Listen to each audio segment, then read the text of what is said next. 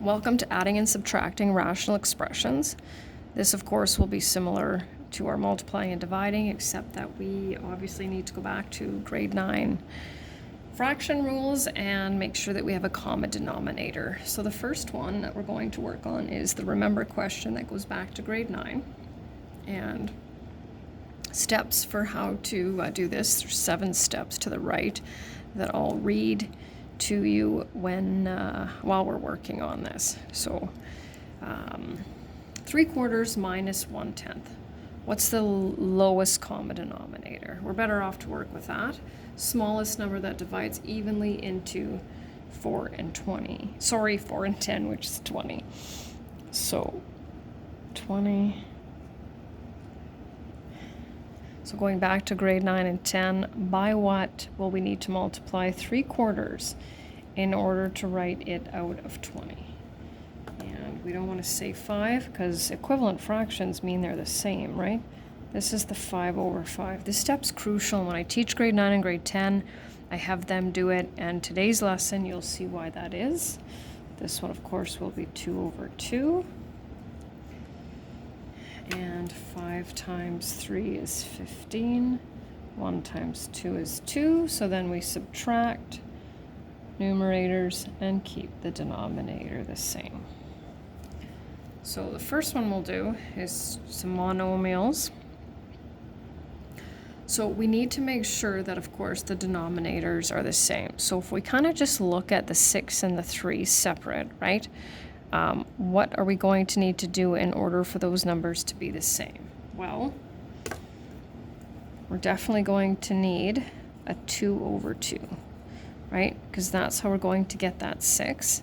And then I often will say, well, what does the first fraction have? Right now that they both have a 6, what does the first fraction have in the denominator that the second one doesn't? Well, the a. And what does, right? So if you multiply these two together, what does the second fraction have that the first one does not? And that's the b.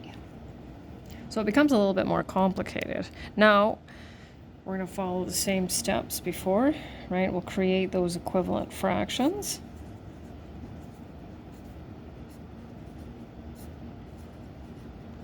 We will add the numerators, keep the denominator the same, and don't want to forget our non-permissible values. Right, so a cannot be 0, b cannot be 0. So that's kind of one of the easier ones. Whoops. So first step, well, actually we can't factor these ones either. So we need to make sure, right, because that y squared plus 1 is together, right? We can't take one y away from it and say, oh yeah, they both have that, right? So this is kind of one of those ones where you just end up having to multiply both of your denominators together in order to get that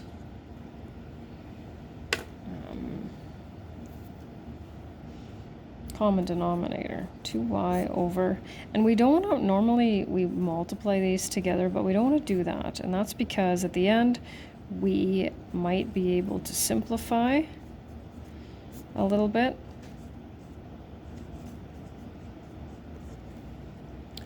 So we'll add the numerators, keep the denominator the same.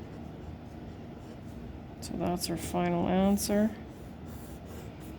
And y will not be 0.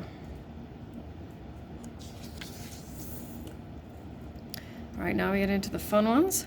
So first step is to factor the denominators. It says add or subtract and simplify, and then it says include all non-permissible values. So step number 1, factor denominators. So we'll do that.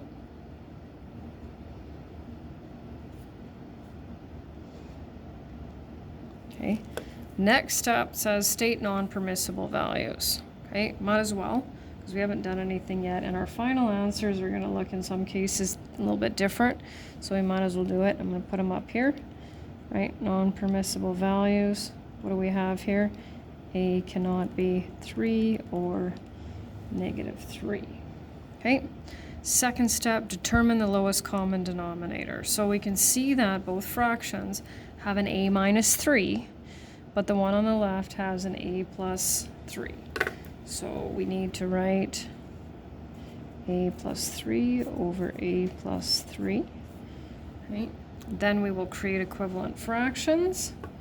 So this one's going to stay exactly as it is. I meant to actually expand that. 5a plus 15. And then we will add or subtract numerators. In this case, add. We get 8a plus 14.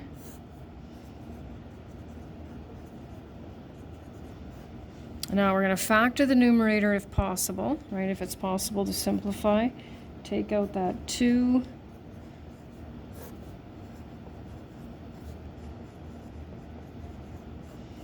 And there's our final answer.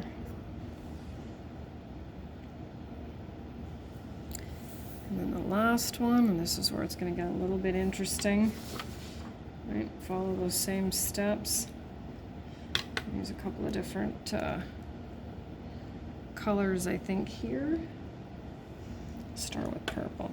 All right. So we'll start by factoring. So x minus 7. Got an ET here. Plus 3.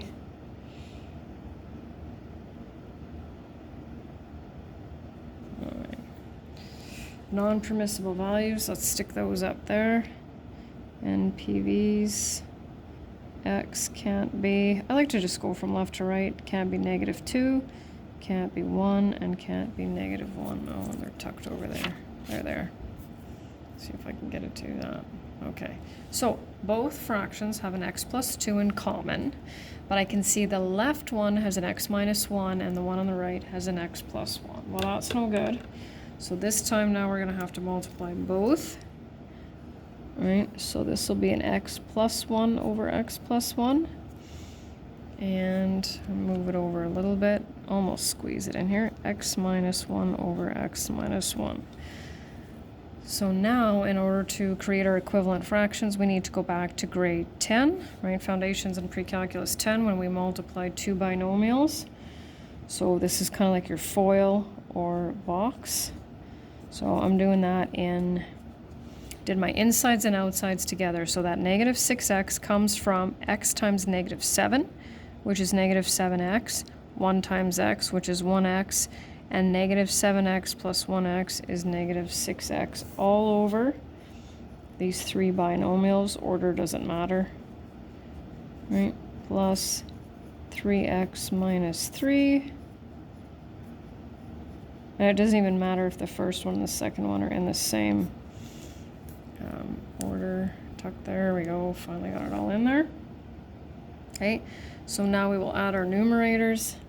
X squared minus 3x minus 10 all over. We need to double check to make sure that we can factor or can't factor, but we can, right? X minus 5, x plus 2, all over x plus 1. And then here you can see now we can simplify because these two are the same, which doesn't happen often, but you can see that it does, which is why it's, I think, a good idea to do our non-permissible values first, right? And that's the end.